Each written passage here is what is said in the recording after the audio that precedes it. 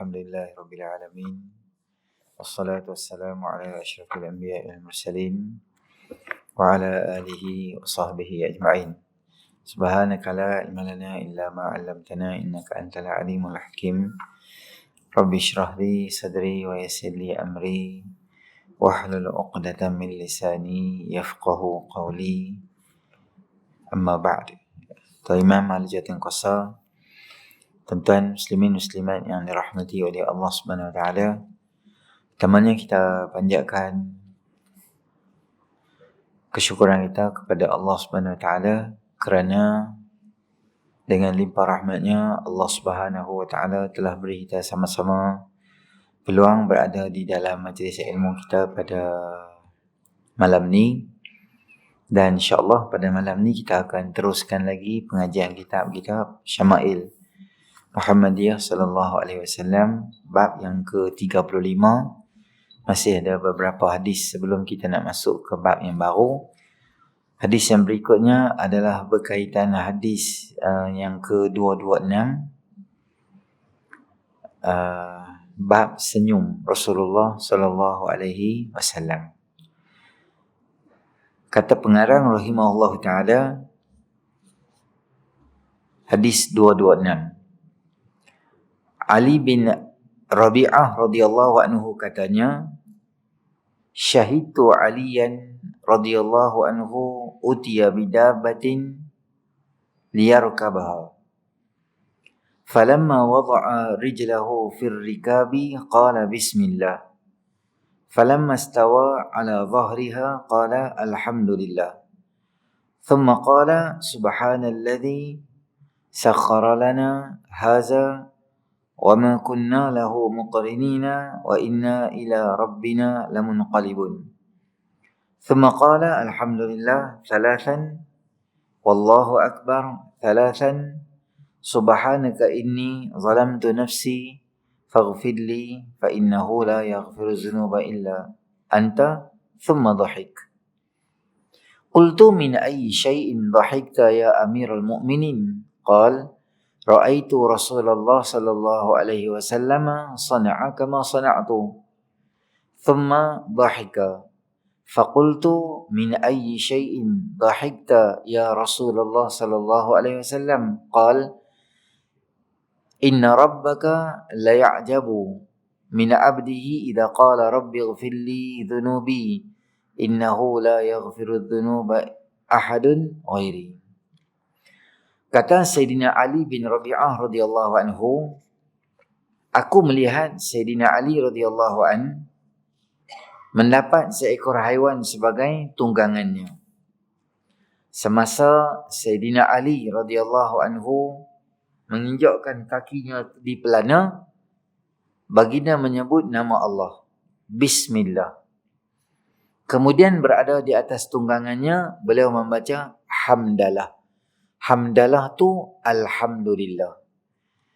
Sayyidina Ali radhiyallahu anhu satu hari dia naik dabah.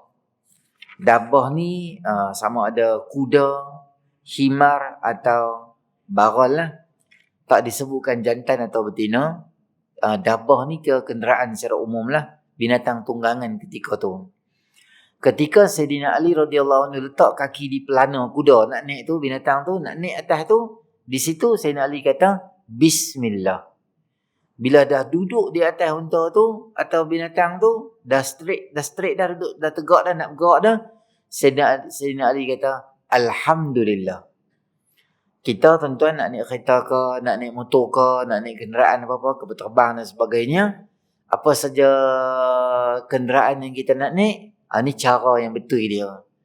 Buka pintu kereta, mula nak masuk dalam kereta tu, bismillah. Bila kita duduk dah dalam kereta dah semua selesa dah, alhamdulillah. Kemudian Sayyidina Ali baca doa yang kita baca tu lah, subhanalladzi sakhkhara lana hadza wa ma kunna lahu muqrinin wa inna ila rabbina lamunqalibun. Selepas itu Sayyidina Ali mengucapkan hamdalah sebanyak 3 kali. Sayyidina Ali kata alhamdulillah thalathan. Bukan alhamdulillah salasan tu sebut alhamdulillah salasan dah. Alhamdulillah, alhamdulillah, alhamdulillah. Bukan kata Alhamdulillah salasan. Kan? Pelik pula tu. Sebutlah Alhamdulillah, Alhamdulillah, Alhamdulillah. Lepas apa? Lepas baca doa naik kenderaan. Kemudian lepas baca tu kata pula takbir sebanyak 3 kali. Apa dia? Allahu Akbar, Allahu Akbar, Allahu Akbar. Tu cara dia naik kenderaan tu. Mula sebut Bismillah. Bila dah naik kata Alhamdulillah. Lepas tu nak mula bergerak, baca Subhanallazi. Selesai habis semua, kata Alhamdulillah, Alhamdulillah, Alhamdulillah.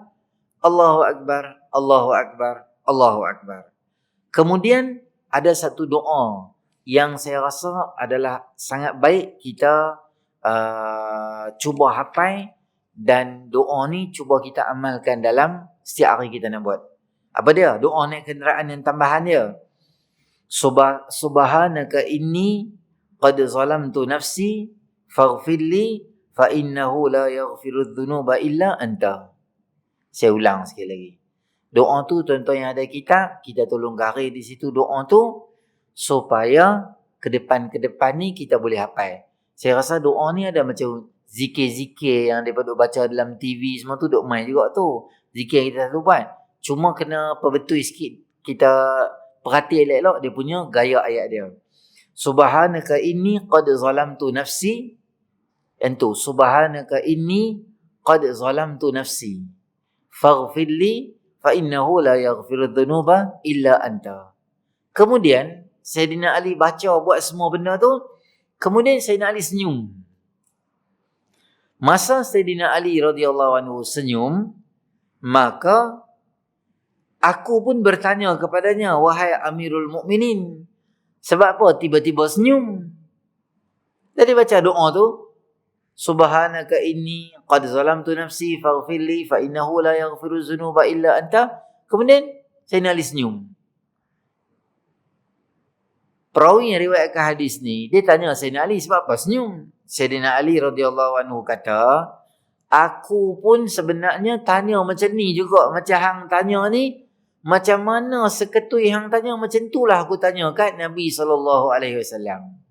Apa aku tanya? Aku tengok Nabi buat macam ni lah. Nabi baca Bismillah, Nabi kata Alhamdulillah, Nabi baca doa kenderaan, kemudian Nabi baca Subhanaka inni qad zalamtu nafsi faghfirli fa innahu la yaghfirudz dzunuba illa anta. Kemudian Nabi senyum. Aku pun tanya sebab apa Nabi senyum? Maka kata Nabi SAW, Tuhanmu kagum terhadap hambanya yang berdoa, wahai Allah ampuni dosaku, sedang dia menyedari hanya Allah sahaja yang dapat mengampunkan dosa-dosanya. Perkataan seorang hamba, apabila seorang hamba tu dia kata Subhanaka inni qad zalamtu nafsi faghfirli fa innahu la yaghfirudz dzunuba illa anta. Ya Allah, aku ini telah zalimi diri aku dan tidak ada Tuhan yang boleh ampun, tidak ada siapa yang bolehkan ampunkan aku kecuali Engkau. Bila sebut perkataan tu, Allah sangat kagum dengan perkataan tu kerana seorang hamba tu walaupun dia tahu satu-satunya sumber boleh ampunkan dosanya adalah Allah, tetapi dia tetap juga doa pada Allah Ta'ala. Dia nak juga Allah Ta'ala ampunkan dosa dia. Maknanya perbuatan tu sangat disukai oleh Allah Subhanahu Wa Ta'ala. Nabi senyum dan Nabi suka sebab perbuatan tu menyebabkan Allah sayang pada seorang hamba tu bila cakap macam tu. Maka Sayyidina Ali pun buat macam tu juga yang dibuat oleh baginda Rasulullah sallallahu alaihi wasallam. Jadi tuan-tuan naik kenderaan lepas ni, bolehlah ajak anak-anak macam mana hak Nabi ajak tu. Baru ni abang pergi kuliah, cara naik kenderaan macam ni. Basikal pun tak apa. Sekarang kan dia duduk naik basikal. Boleh naik basikal tu, cuma jangan bawa highway lah. Keharusan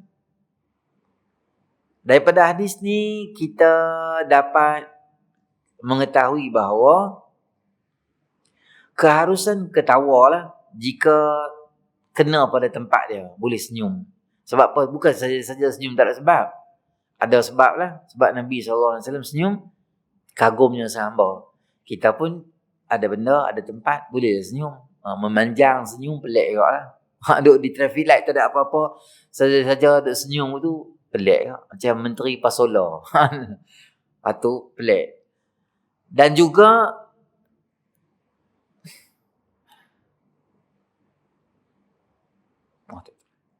okey. Hadis ini sahih. Kita tengok hadis yang terakhir dalam bab ni adalah berkaitan dengan Amru bin Sa'ad bin Abi Waqqas radhiyallahu anhu. Katanya, qala Sa'du, laqad ra'aitu an-nabiyya sallallahu alaihi wasallam dhahika yawmal khandaqi hatta badat nawajizahu. Qala qultu kaifa kana dhahikuhu? Qala kana rajulun ma'ahu turs wa kana Sa'du ramiyan wa kana yaqulu kadha wa kadha bitursi yughatti jabhatahu fanaza'a lahu Sa'dun bisahmin falamma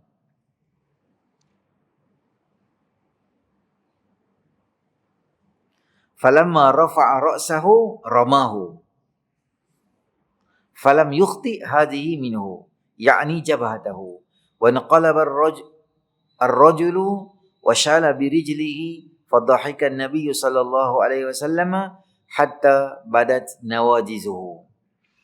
Hadis ini diriwayatkan oleh anak kepada Sayyidina Sa'ad bin Abi Waqqas radhiyallahu anhu. Sayyidina Amir bin Sa'ad radhiyallahu anhu.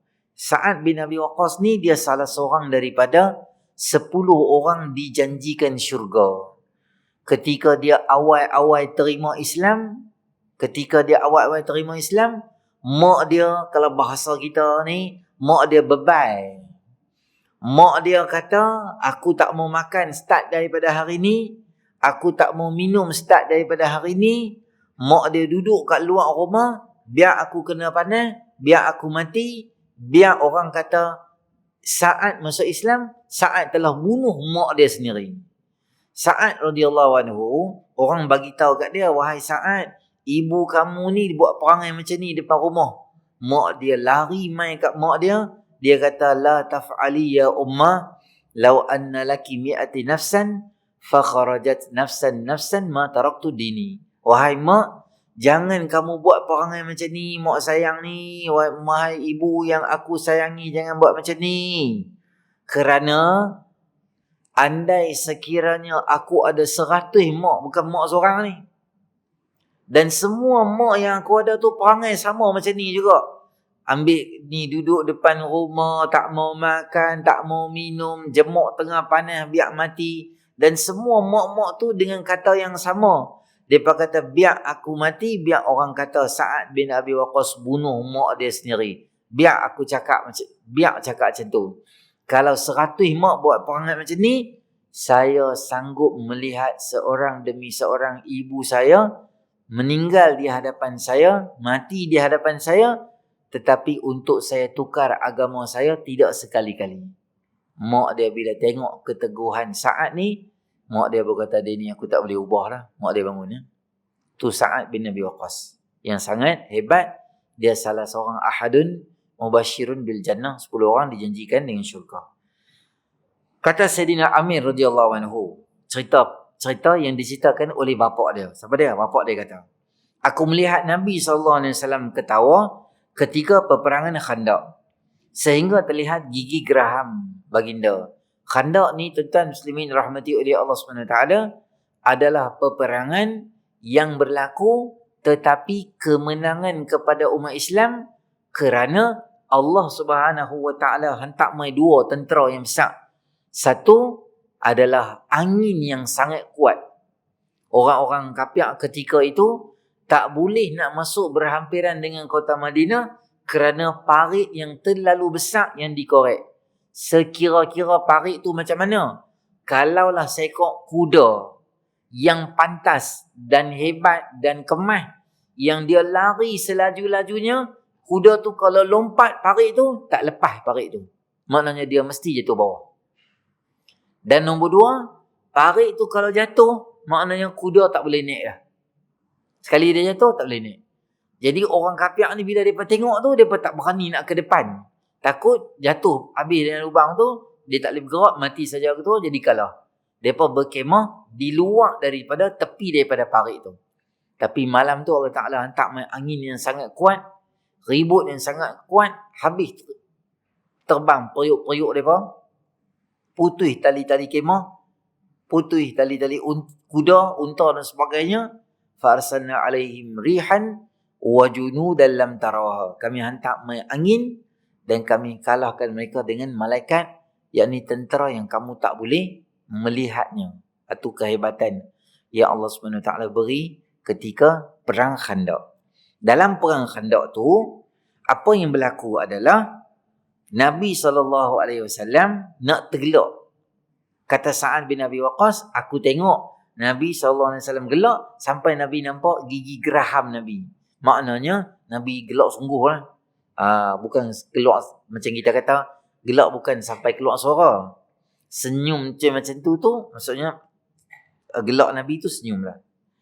Apa yang menyebabkan beliau ketawa? Kata Sayyidina Amir, ayahku menjawab, ada seorang lelaki memegang perisai. Ketika itu Sa'ad bertugas sebagai pemanah. Sayyidina Sa'ad radhiyallahu anhu ni dia, kalau bahasa kita, sharp shooter lah. Penembak tepat.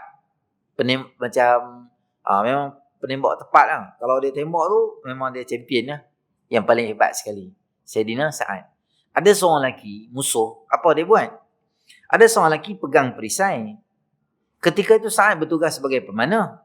Lelaki itu sambil menunjukkan ke arah kanan kiri, begini-begini, sedangkan perisai menutup.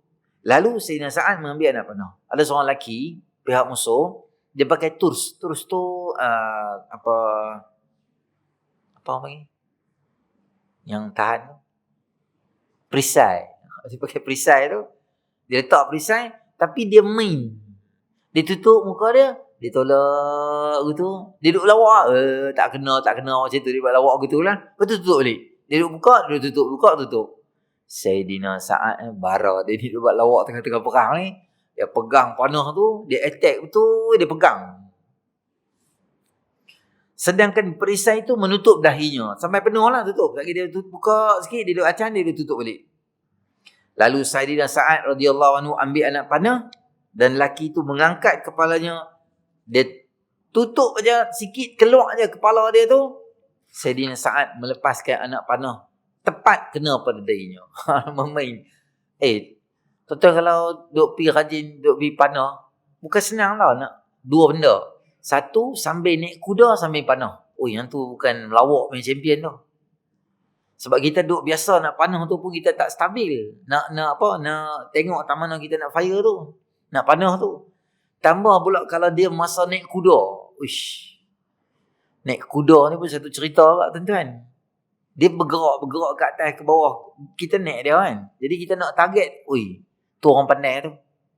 Satu lagi, kita nak target tu, benda tu tak ada lagi. Tapi dia duduk pegang tu. Lenguh. Dia memerlukan fokus, tumpuan, tangan. Kena tengok berat ni apa anak panah. Kena tengok panah tu sendiri berat mana. Anak panah tu, banyak benda nak kena tengok. Maknanya Sayyidina Sa'ad ni bukan calang-calang orang dalam bab memanah. Orang yang hebat. Dan dia pun letak, kawan tu tarik kepala dia sikit atas pada perisai tu, zap dia lepas. Panah tu tang mana? Zap, kena betul di tang day ni. Kawan duk atas kuda, jatuh. Apa jadi dia? Laki tu jatuh dengan kakinya terangkat ke atas. Jatuh-jatuh, kaki ni atas gitu. Nabi SAW tertawa sehingga terlihat gigi geraham beliau. Qal, siapa yang kata ni? Sayyidina Amir radhiyallahu anhu berkata, qultu min ayyi syai'in dhahika? Qala min fi'lihi birrajul. Aku bertanya, apa yang menyebabkan Nabi SAW ketawa? Dia kata, aku confused juga. Nabi senyum ni sebab apa? Takkan sebab Nabi seronok dia tu jatuh terbalik ke tu? Nabi kot, takkan dia nak gelak macam perli orang ke tu? Maka dia confused, dia tanya. Maka Sayyidina Sa'ad radhiyallahu anhu kata, perbuatan Sa'ad pada lelaki itu. Maknanya, kagum dengan kehebatan dan ketangkasan Sayyidina Sa'ad radhiyallahu anhu yang melepaskan anak panah tu dengan tepat, dengan laju, dengan macam hebatnya. Bukan gelak sebab lelaki tu kena jatuh tak. Nabi SAW gelak disebabkan disebabkan laki tadi itulah, perbuatan Sayyidina Sa'ad radhiyallahu anhu. Baik.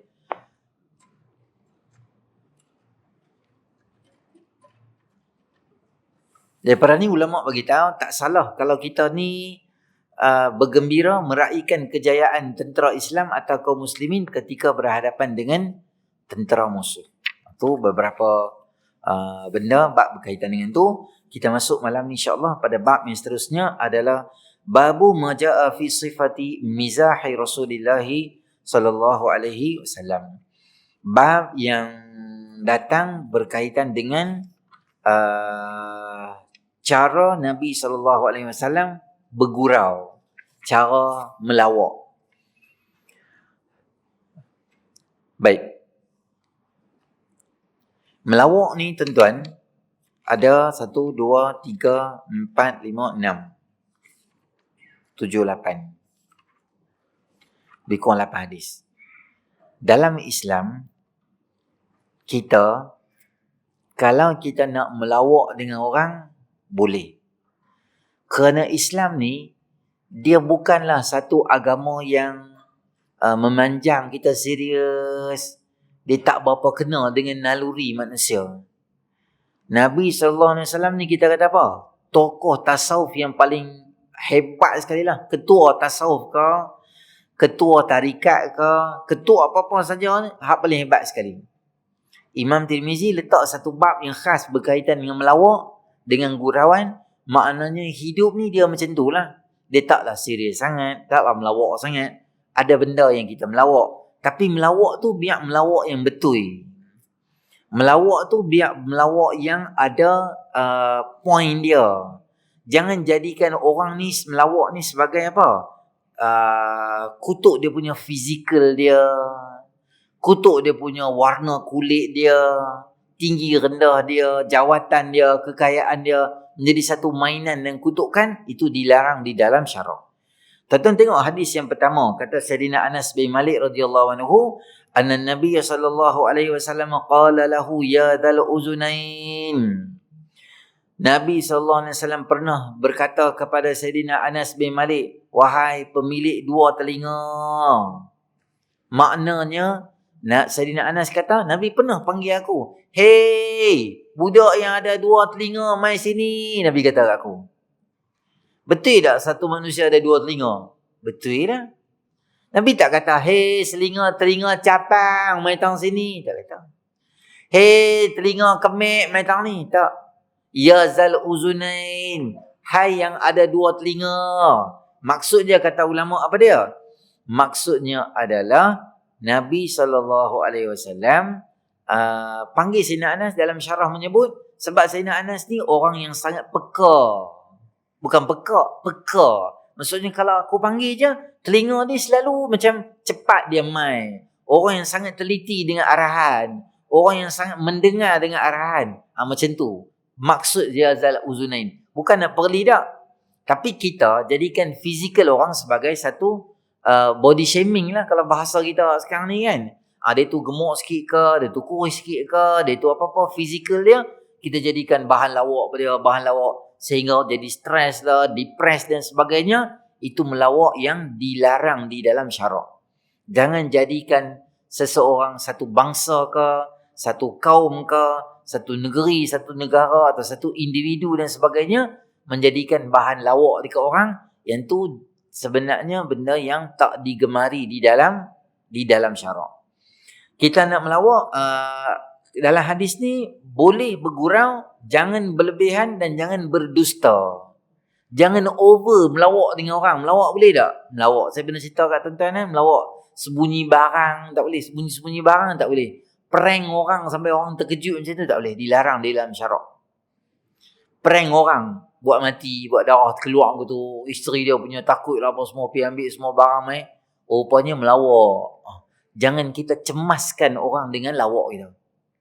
Boleh melawak, tapi jangan cemaskan orang.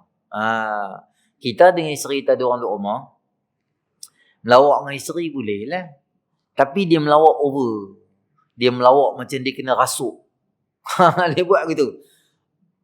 Dia buat macam dia kena rasuk. Aku bukan suami hang. Sebenarnya aku kena rasuk lah, ambil pisau lah, nak pergi bunuh dia. Saja melawak. Dia rakam lah. Handset dia bawa kat ujung tu. Dia rakam. Yang tu semua, isteri dia jadi takut. Isteri dia telefon orang tak dapat. Isteri orang nak buka pintu, kunci, tak ada apa semua. Dia nak bunuh isteri dia. Lepas tu dia abang lawak je. Yang tu abang Jebon nama dia. Dia melawak ke tu? Melawak boleh lah. Boleh melawak? Boleh lah. Contoh cerita tuan-tuan ya. Ni.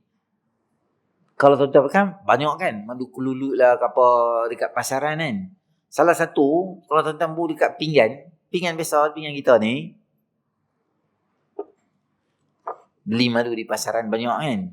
Bu dekat sini, tuan-tuan bu ayak besar ya, pusing lawan arah jam. Depalah abang geng jual geng kelulut ni. Pusing lawan arah jam tu, pusing itu. Tuan-tuan akan nampak web spider kat sini. Dia akan jadi macam mana rumah spider tu. Kalau pusing gitu. Dan nombor 2, madu ni kalau kita buat dalam peti ais, dia tak akan keras. Maksudnya dia macam tu je. Kita boleh ambil dia macam margarin. Dia boleh ambil bila-bila makan. Dia tak akan terkesan. Katanya lah, geng-geng duduk berniaga tu dia tahu lah. Dan nombor 3, nak tahu madu tu betul tak betul, bawa balik rumah. Kalau isteri marah, tu madu sungguh lah tu. Kalau isteri tak marah, tu madu tak original tu. Melawak juga. Tapi melawak macam tu lah. Saja-saja buat lawak berepek gitu. Saja tak apa dah. Tapi ceramah pun macam tu jugalah. Daripada awal start ceramah, dia semua benda tuan-tuan, dia ada dia punya qadar dia. Kadar dia lah. Kalau melawak pun ada kadar dia lah. Daripada bagi salam sampai habis isyak tu kerja duduk melawak. Cerita apa? Baik pagi Maharaja Lawak Amerika. Baik buat lawak dah. Ataupun serius. Daripada awal ceramah tu sampai awal serius. Tak ada lawak pun. Tak ada juga. Kadar lawak dalam percakapan ni, kadar garam dalam makanan. Garam ada tak? Ada lah. Tapi boleh berapa banyak tak? Tak boleh banyak. Secubit saja. Walaupun garam tak salah, kena cubit juga, kena lempak dalam tu. Jadi, teratulah kita punya, kita kata level kita nak melawak, jangan melawak sampai boleh menghina orang, atau jangan reka-reka lawak. Benda tu tak ada. Dia saja reka lawak. Maksudnya dia tipu lawak tu. Dilarang di dalam syarak. Nombor 2, kata Sayyidina Anas radhiyallahu anhu, anna Nabiyya sallallahu alaihi wasallam la yukhalituna hatta yaqula li akhin li saghirin ya Aba Umair ma fa'ala an-nughair. Nabi sallallahu alaihi wasallam hadis yang awal tadi tuan-tuan, Sayyidina Anas ni dia macam kerja dia khidmat kat Nabi lah. Suka basuh barang ke apa-apa, semua khidmat kat Nabi, dia khidmat overall semua dia akan buat kat rumah lah. Jadi kata ulama, Nabi SAW umur Nabi 50 lebih. Sayyidina Anas radhiyallahu anhu mula mendarat kat Nabi umur 10 tahun. Maksudnya seawal sekolah rendah, awal-awal sekolah menengah, macam itulah umur Nabi 50-an. Nabi melawak dengan anak-anak kecil. Nabi melawak dengan khadam. Kita melawak dengan staff kita, tempat kerja kita. Kita bos, kita melawak dengan staff-staff kita. Benda tu, kata ulama, bergurau dengan khadam atau dengan kanak-kanak tak akan menjatuhkan martabat seseorang tuan atau seorang dewasa, malah menunjukkan sifat rendah diri, penyayang, dan sifat ini sangat disukai oleh Allah Subhanahu Wa Taala.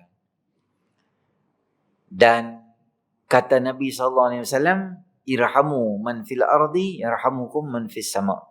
Berkasih sayanglah kamu dengan orang yang ada kat muka bumi, nanti orang yang ada kat langit itu akan kasih sayang pada kamu. Allah itu adalah para malaikat akan sayang pada orang-orang yang berkasih sayang. Hadis yang berikutnya adalah Nabi SAW bergaul rapat dengan kami, kata Sayyidina Anas bin Malik.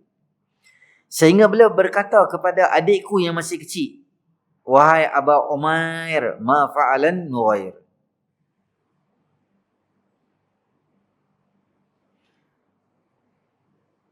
Wahai Abu Umair, apakah yang dilakukan oleh Nughair, sejenis burung yang berparuh merah?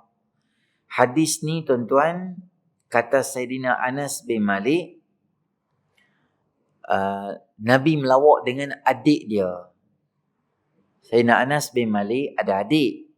Tapi adik dia ni bukan sebapak dengan dia, seemak dengan dia. Mak dia Ummu Sulaim dengan ayah yang pertama dapat Sayyidina Anas bin Malik, dengan bapa yang kedua itulah Sayyidina Abu Talha radhiyallahu anhu, yang menjadi sirah yang hebat ketika mana Abu Talha masuk meminang. Sayyidina Ummu Sulaim dia kata, aku berkenan boleh nak kahwin kat hang, tapi aku tak syok sebab hang tak Islam lagi.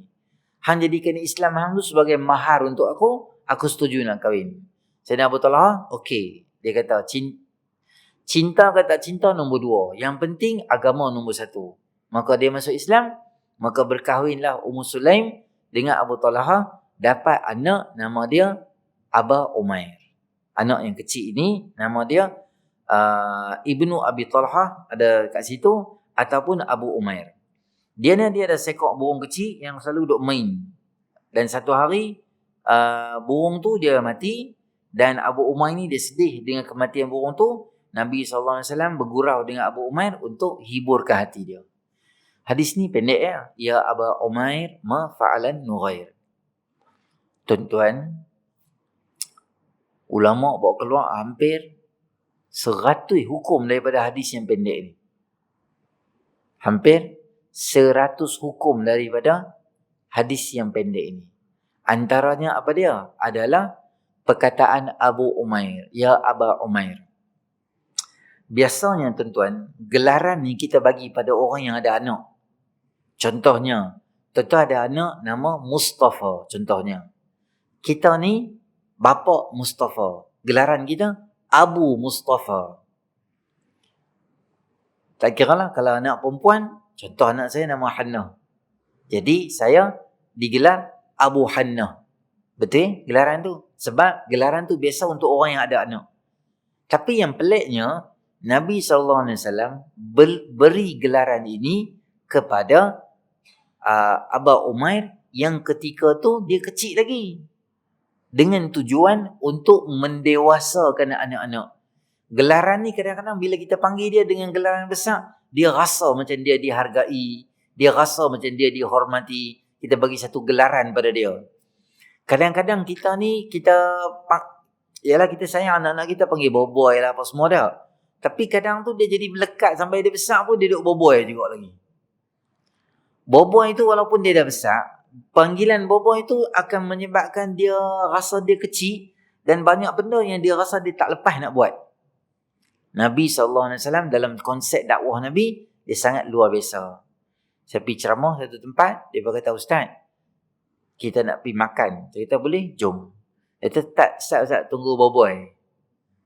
Saya ingat, boboy lah, tunggu anak dia pergi hantar kat mak dia apa, Tupperware ke apa, tunggu kat rumah belakang tu. Sekali boboy mai. Boboy 37 umur. Saya kata ni bukan boboy, ni bear. Yang ni King Kong ni bagi boboy. Tak usah, lepas kecil-kecil panggil boboy, lekat gitu. La ilaha illallah. Dia mengecilkan otak kita lah. Padahal kita nak besarkan orang tu kan. Jangan panggil orang dengan gelaran.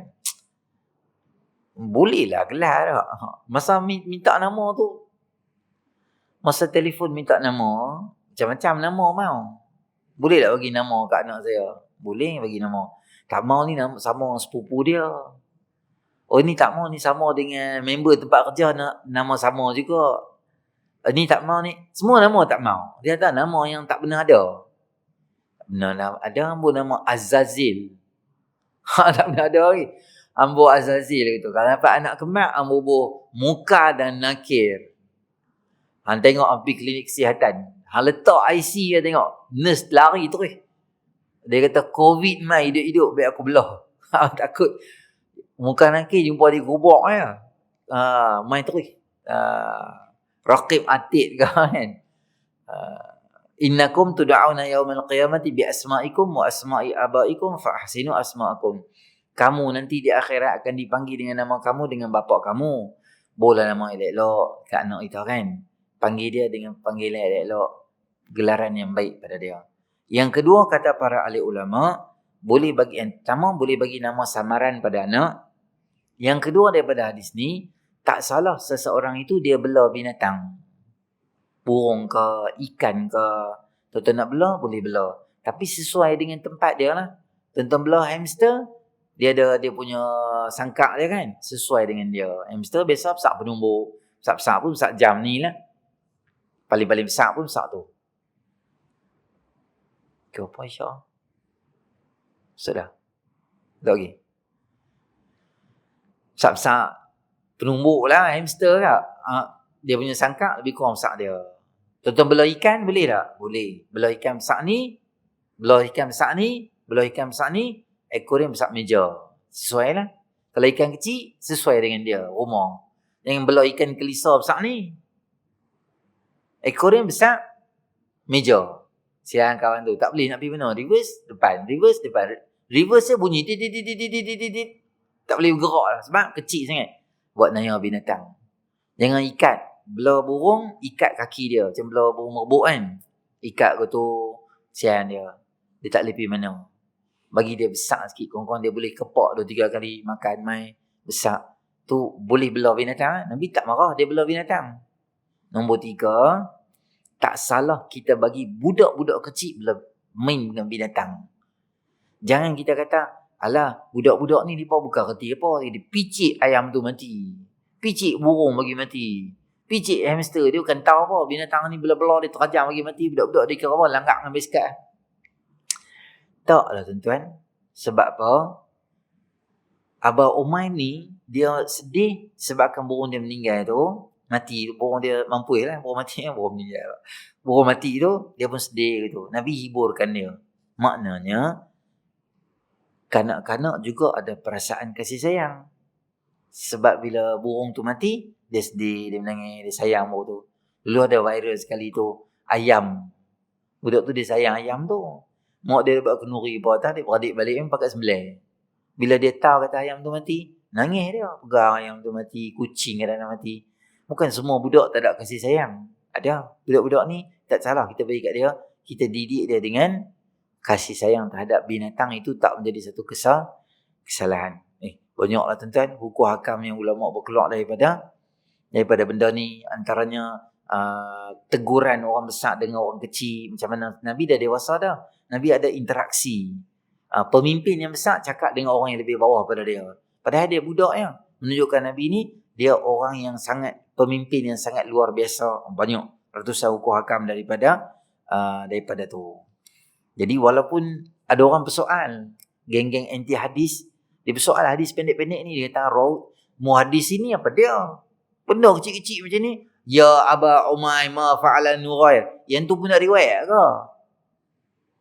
Yang tu macam tak ada faedah lah benda tu. Kita nak bincang benda besar. Ahli geng anti hadis. Tapi bila mana ulama bawa keluar tulis, berupanya walaupun hadis tu pendek, ada sebab muhadisin letakkan hadis-hadis tu supaya hadis-hadis tu boleh memberi faedah yang sangat banyak pada kita. Satu lagi. Apa isyak tuan-tuan? Sini. Boleh. Dekat-dekat dah. Kita ambil satu lagi. Kata Sayyidina Abu Hurairah radhiyallahu anhu, qalu ya Rasulullah sallallahu alaihi wasallam innaka tuda'ibuna, qala ghairu anni la aqulu illa haqqa. Para sahabat bertanya, wahai Rasulullah sallallahu alaihi wasallam, adakah kamu bergurau dengan kami? Nabi menjawab, aku tidak pernah berkata perihal yang tidak benar. Melawak juga Nabi ni, tapi melawak yang betul. Kita ni tuan-tuan bila hidup macam ni, masyarakat, main kawan, semua main kuliah ceramah ni, bukanlah bermakna kita tak boleh melawak orang. Boleh lah Nabi, hebat-hebat Nabi pun dia melawak juga. Jadi kita pun janganlah skema sangat. Kan orang kata, nanti lepas isyak jom kita pergi kena ni apa, sate semeling. Sate semeling. Astaghfirullahalazim. Kita dijadikan oleh Allah untuk beribadat padanya. Mailah kita sentiasa beribadat. Cemuih kawan orang jahang. Pilah pakai, bukan nak pakai benda haram pun. Sembang-sembang tak dengan orang seronok gelak main macam tu. Nabi dia santai lah tuan-tuan lah. Walaupun ada masa Nabi khutbah serius, ada masa Nabi perang Nabi serius, ada benda yang Nabi marah. Kalau benda tu bertentangan dengan hukum Islam, Nabi marah, ambil cincin, baling, muka merah, jangan pakai ni, lelaki tak boleh pakai. Ada benda, ada part yang kita serius, ada part yang kita tegas. Macam tu juga ada part-part yang kita boleh melawak.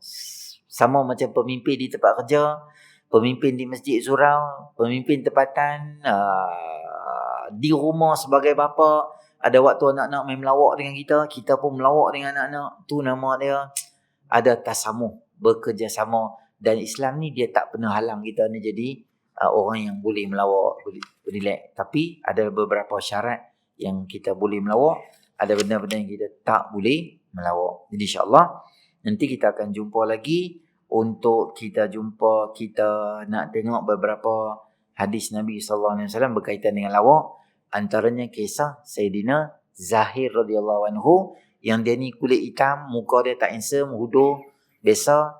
Tapi Nabi rajin melawak dengan dia. Nabi SAW bagi satu pujian yang besar pada dia.